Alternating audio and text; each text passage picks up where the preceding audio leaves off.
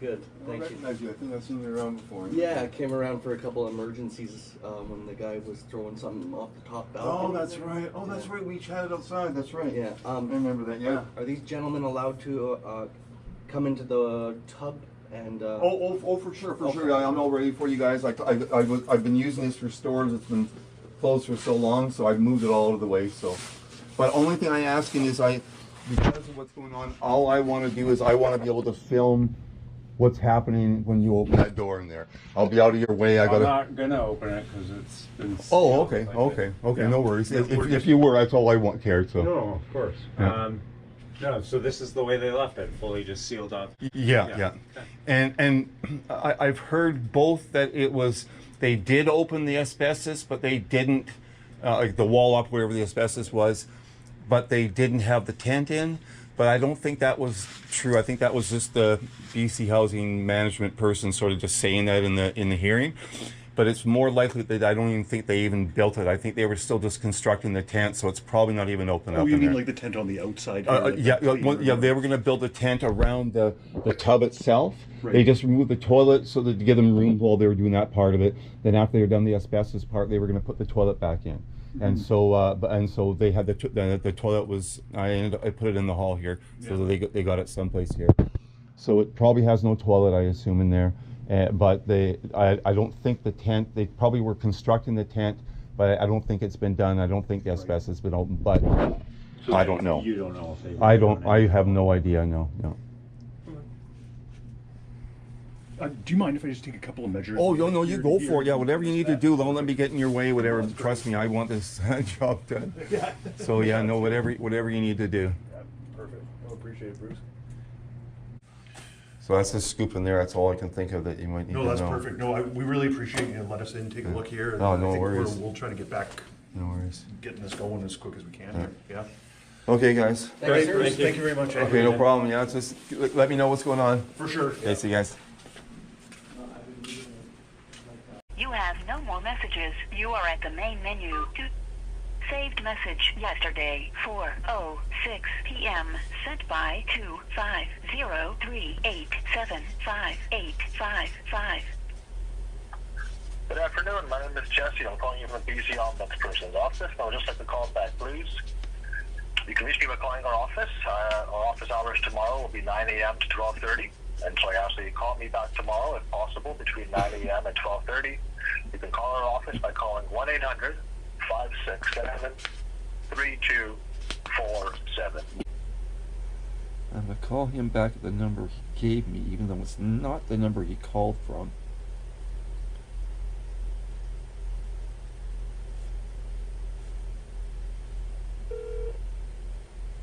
Thank you for calling the Office of the Ombudsperson.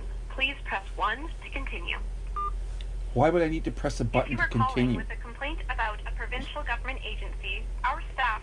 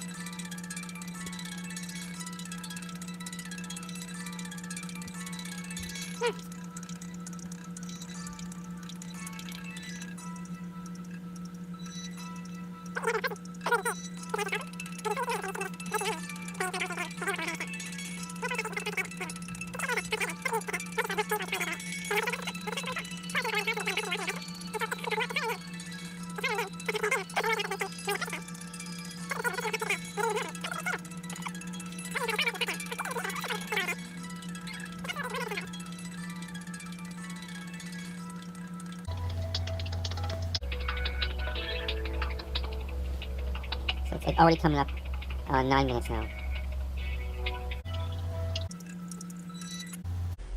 Hello, you've reached the Office of the Ombudsperson. This is Heather speaking. Yes, hi Heather. Got a call from Jesse, and he left a message for me to call him back at this number. Okay, perfect. Let me see. Can I get your name, please? Sure. First name is Bruce, Bruce. Last name Dean, Dean. Okay, wonderful. All right, you're calling back for Jesse. I'm just going to put you on a quick hold, Bruce, and see if Jesse is available to take your call, okay? Okay, thank you very much. Okay, one moment.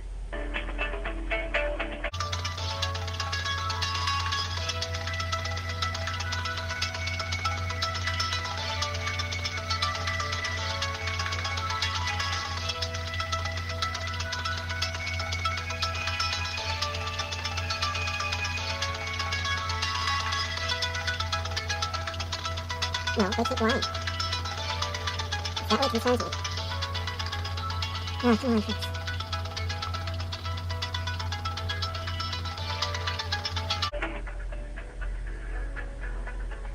Huh? No, it says 7 minutes. It's going back in time.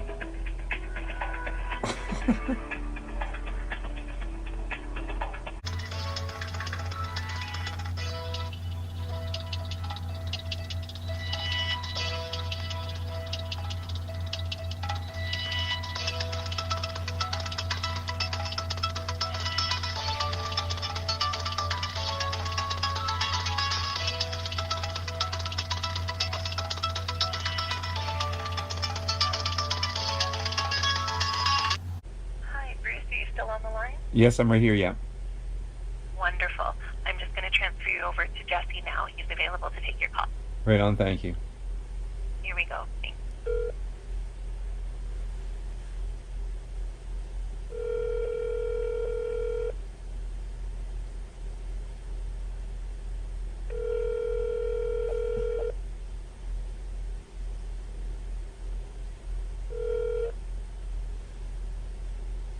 Good morning, Jesse speaking.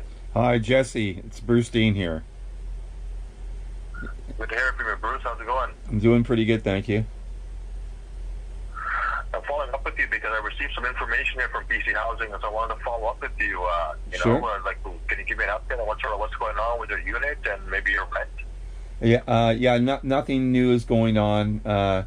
I filed an appeal to their eviction on me because they're evicting me again now.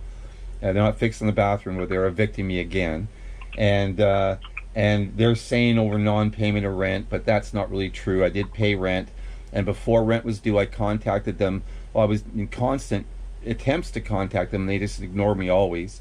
And a group of the emails they ignored, a group of them again. I think I forwarded you guys one of them, but there was a bunch of them, and I asked them, pled for can you give me a forgiveness on the rent? And I was asking for 2 months for now, or I said even just to start with December, just because I just can't afford, because this is costing me money and all sorts of distress, and I have definitely no quiet enjoyment, and absolutely no dignity living here. And they never responded, so I finally said, okay, forget it, and I paid them. I figured out I could pay. Somebody gave me $100, so I could afford to give them $300, and then I left myself just under $100, I think it was, so I could have groceries and whatnot, which I'm already out of. And so when did you pay your rent? What's that? Sorry. When did you pay your rent? I paid it I believe on the 4th. On the 4th, because the email I asked for forgiveness, I kept contacting them. My family kept contacting them, and they just were ignoring everybody. So I finally said, I'm not going to let it go beyond, get into 5 days. So that's when I paid them. Someone gave me $100, and I paid them the $300 on the 4th. And I believe I sent you guys a receipt of that, or you were CC'd in the email with that in it, with as evidence.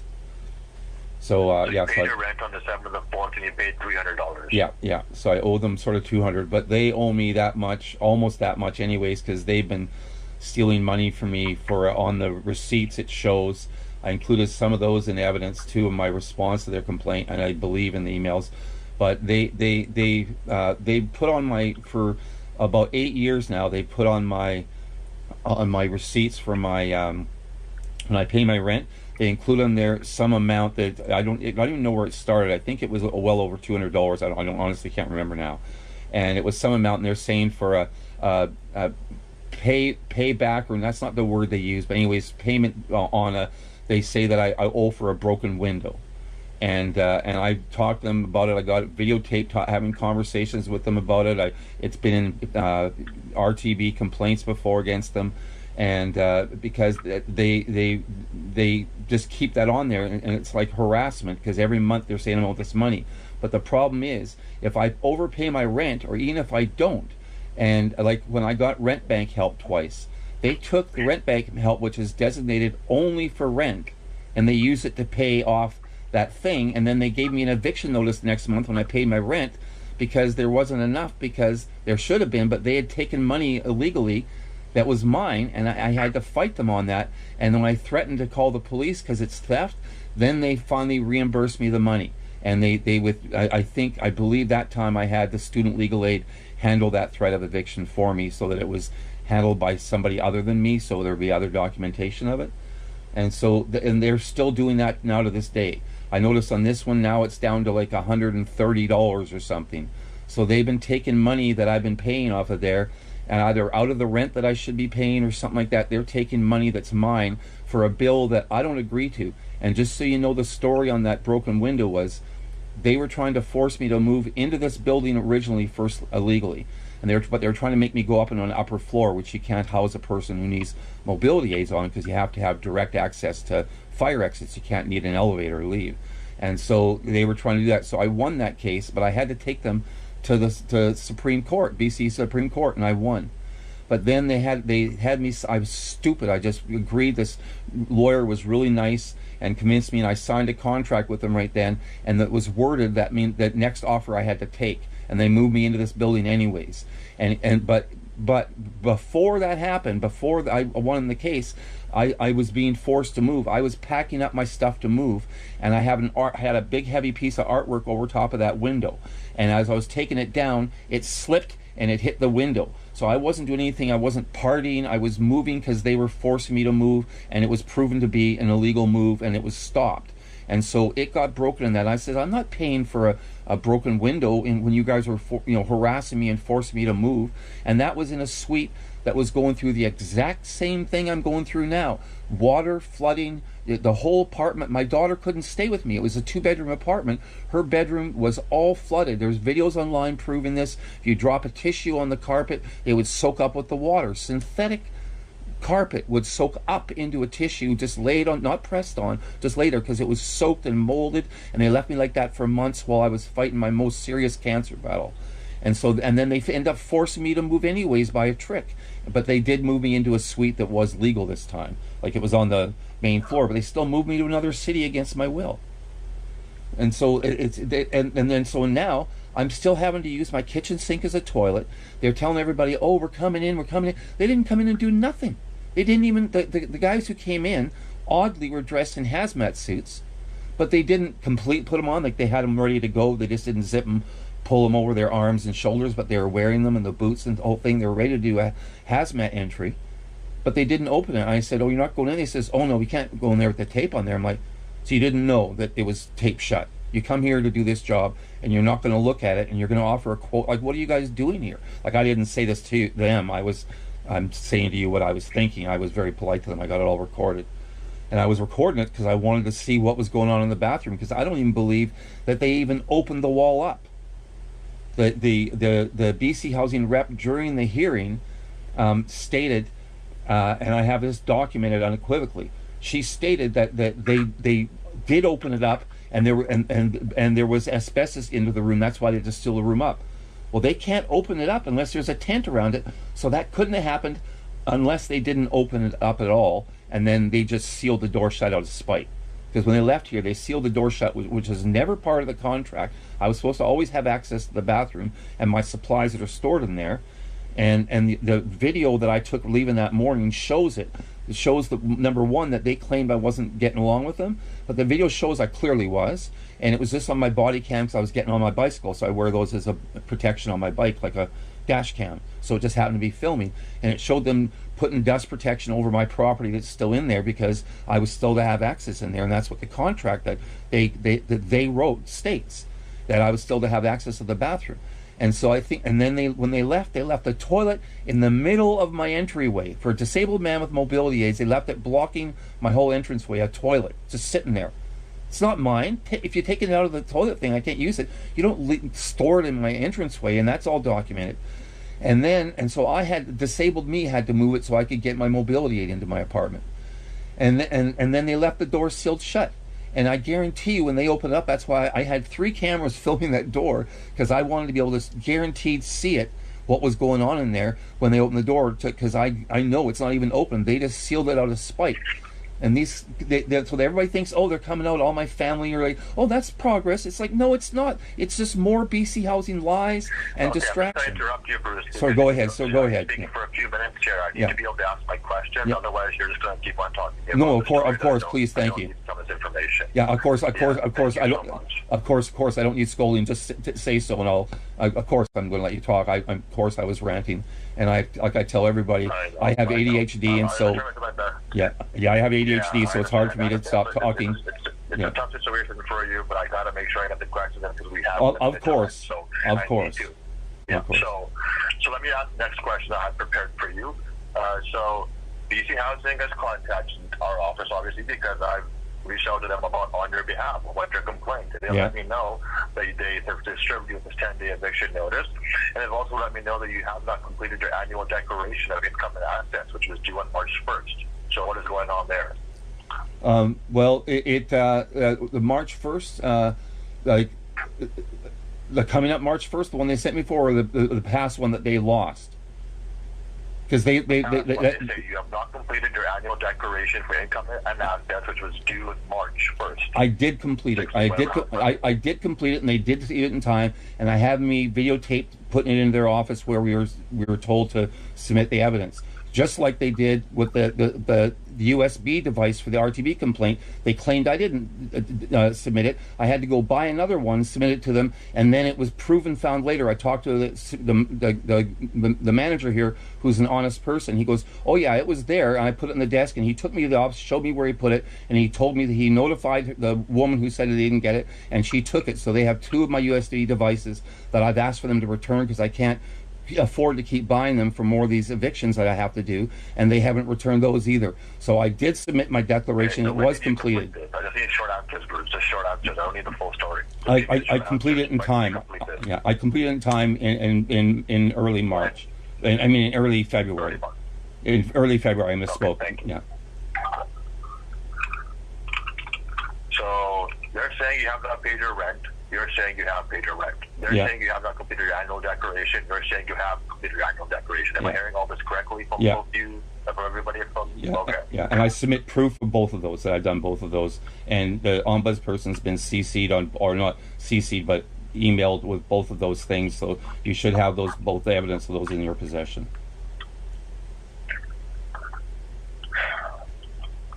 So did BC Housing come and do a unit inspection yesterday at 1 p.m.?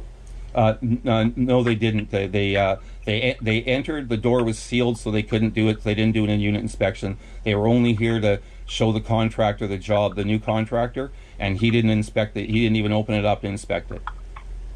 So it was just a waste of my time. And they did not come and do a unit inspection because your door was sealed. They scheduled for last week, canceled it, rescheduled. So that wasted my time. I had to reschedule medical appointments. Then they scheduled for this time and didn't inspect it again this time. So there was no progress. My door, after they lost, my door remains sealed for what they were claiming was an emergency repair, and I was holding them up.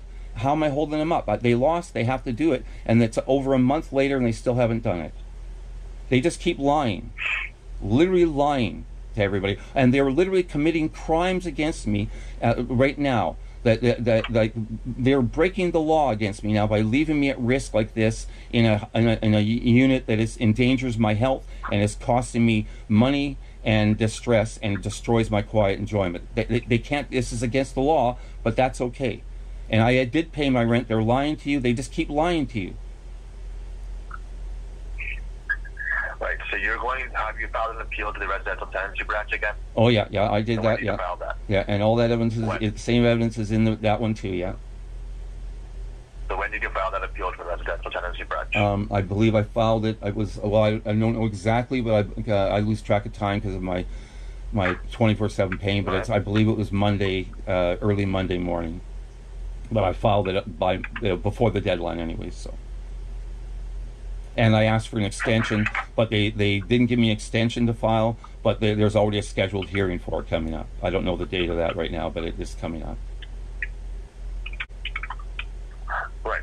And so they sent you a letter back in August or maybe May, offering advising you on this unit inspection, advising you on the work that needs to be done in terms of your bathroom to get the mold removed, and they offered you hotels or temporary other unit accommodations for a temporary move. And did you decline those options?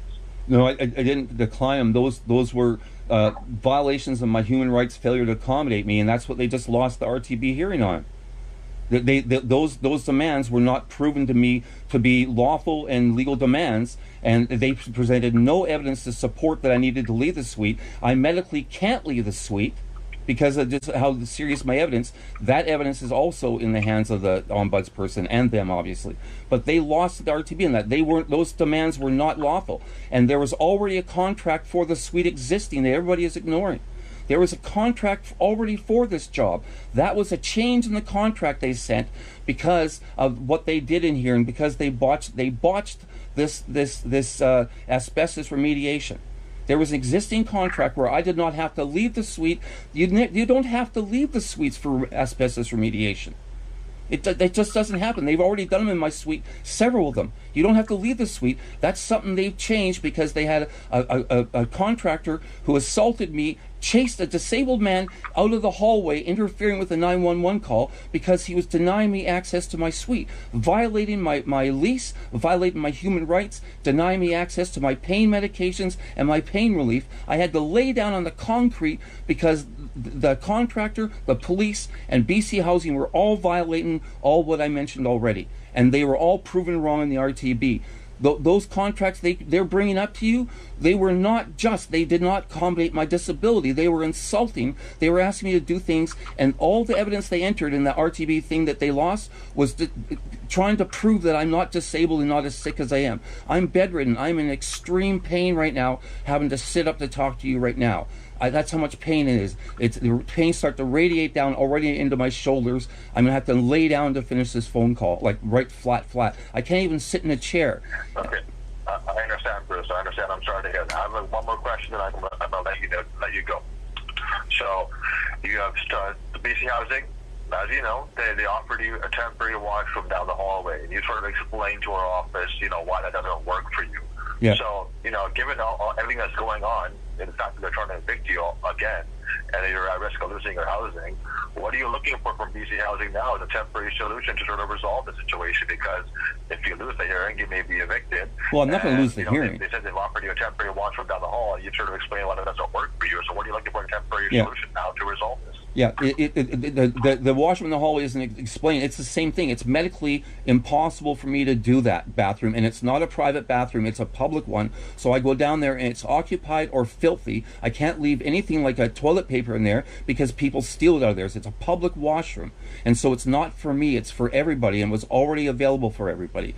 And so what I need for a temporary solution is they had a suite that in the building who were offering to me.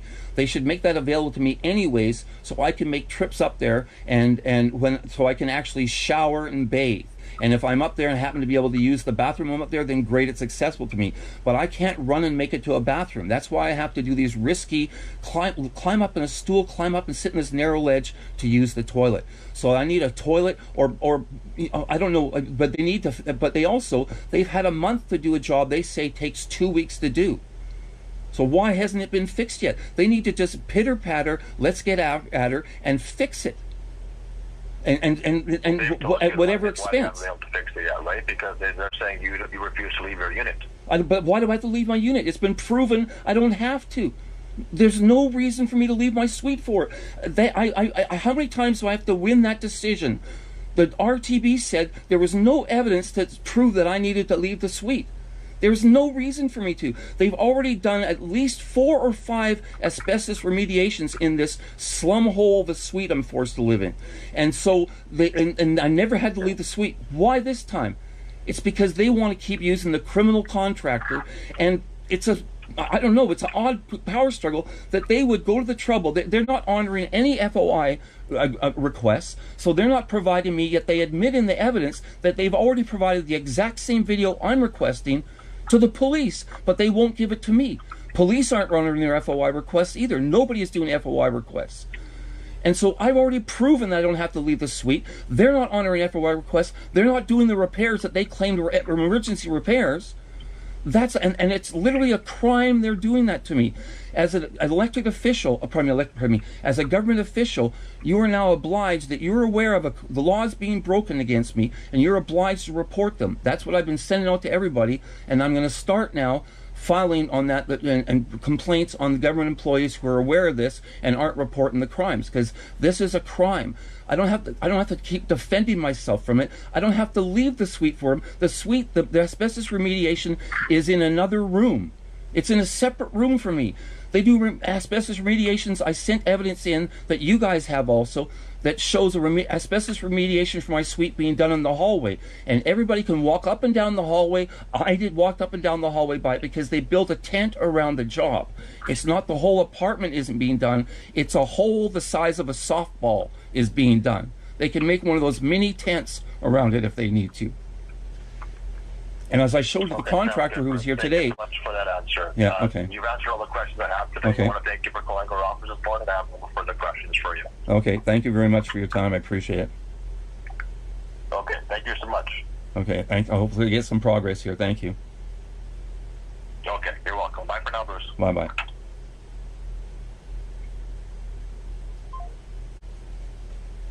Yay! He's on it. He's fighting with me. He's supposed to be the impartial party, but he's fighting with me and pushing the BC housing points. Why don't you move out? Why don't you move out? Why are you trying to make me fucking move out, you fucking cunt?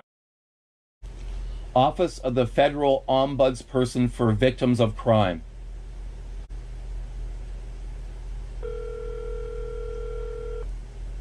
English, press 1 pour entendre les instructions en français. Hello. You have reached the Office of the Federal Ombudsperson for Victims of Crime. Please note that we check our voicemail regularly throughout our business hours, Monday to Friday, 8 a.m. to 4 p.m. Eastern Standard Time. Please leave us a detailed message with your full name and phone number, including area code. Please be advised that our office will be returning our calls from a private number. If you would prefer to send us an email, we can be reached at victimsfirst@ombudsman.gc.ca. Thank you and have a nice day. At the tone, please record your message. Hi, my name is Bruce Dean. First name B-R-U-C-E, last name D-E-A-N.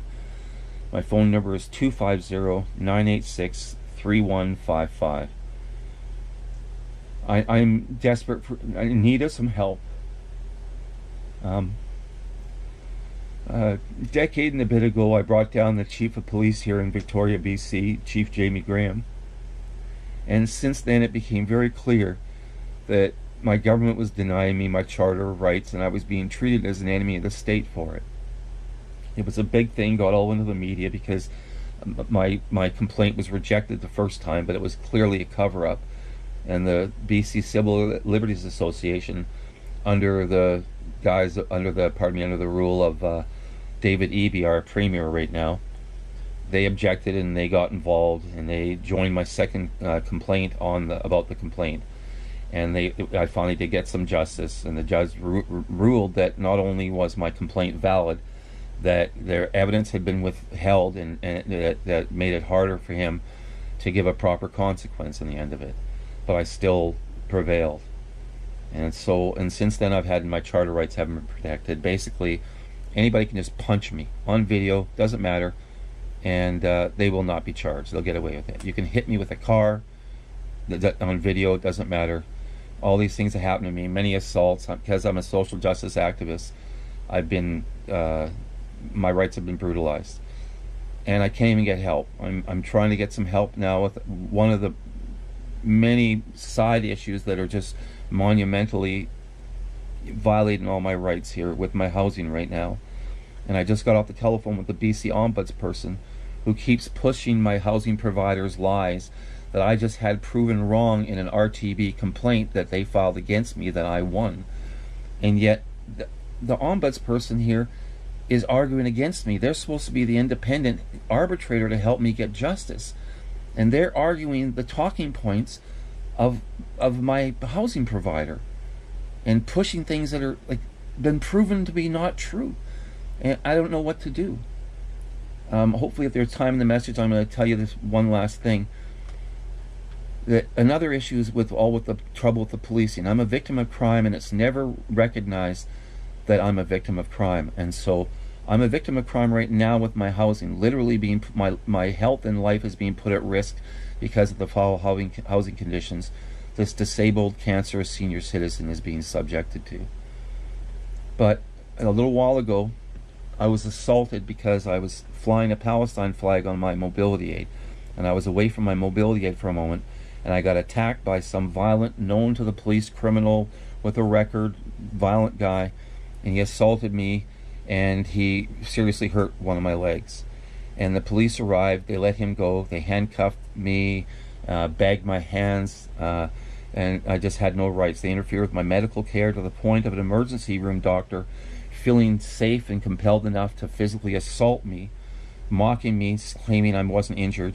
She released me to the police, who then abused me and tortured me and assaulted me through the night and dumped me on the sidewalk in the middle of the night with the police station closed, not properly closed, without any of my prescribed mobility aids, left me on the sidewalk for dead, having violence-induced heart attacks.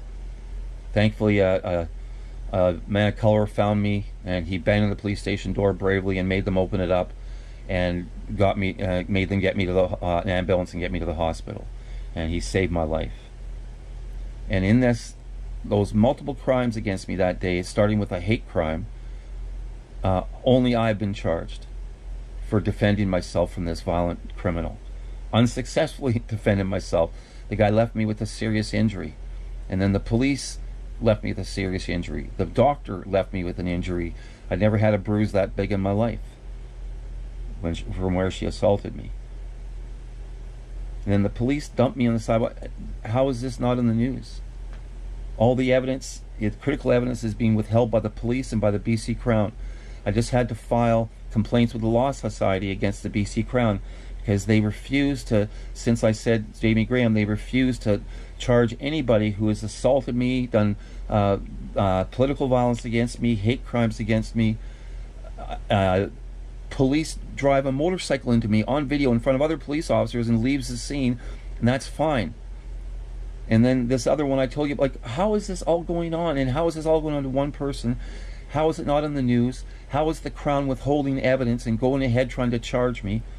Why do I have to record the Crown breaking the law, admitting that, or stating that they are not required to give me a fast and fair trial by getting evidence? They're not required to, even though they complained. When I complained to them and the BCIIO and the court about them not concealing evidence, they lied to the judge and said they had it for them in front of me and gave me this USB stick which did not have the evidence on it. It was a complete lie. There's so much dishonesty around me. I can't fight this back. I'm a sick man. I've got 4 cancers, 2 disabilities, one of them being chronic pain. 2 of the cancers are listed as terminal, and I'm supposed to be dead already. And then I have a broken neck, a broken back, and then a busted knee now. I just had a hip replaced, perfectly good hip replaced because of the police. Just had open heart surgery and another heart surgery because of the police. And the broken necks leave me where I can't even sit up. I get into pain. I live laying down. I have one chair in my apartment. If somebody comes to visit, they can have a chair to sit in. I can't even sit up anymore. It's been like this for years where I've been bedridden. I can't get help. The medical profession isn't even helping me.